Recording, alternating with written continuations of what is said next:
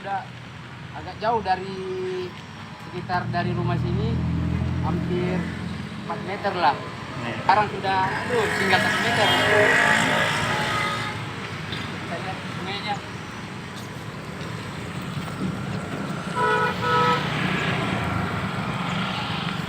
Ya ini pas atas pagar rumah saya.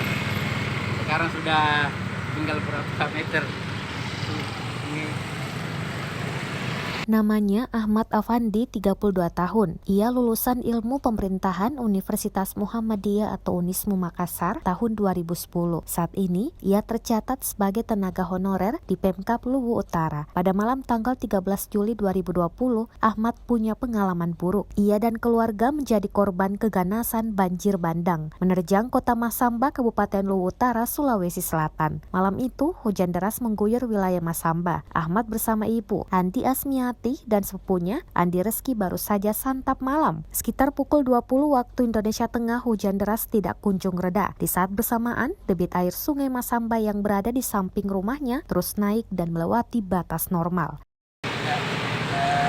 Ini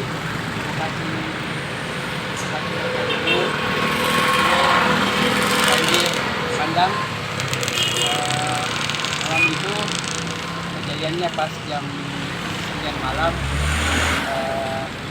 Alhamdulillah saya dengan orang tua selamat.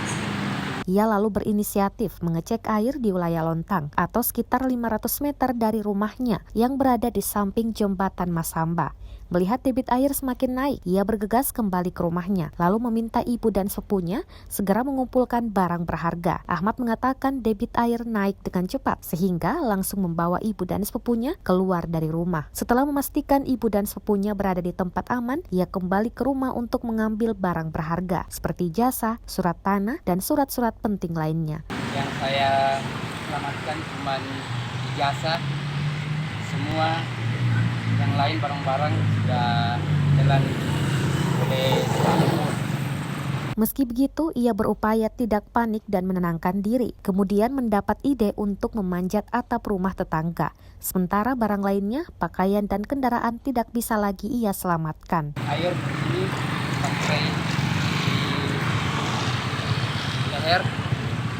Ya syukurlah saya masih selamat dengan orang tua dengan sekretaris saya. Ahmad dan ibu saat ini menumpang di rumah sepupunya, sembari menunggu bantuan rumah dari pemerintah. Ia menghidupi diri dari honor yang ia terima selaku tenaga honorer.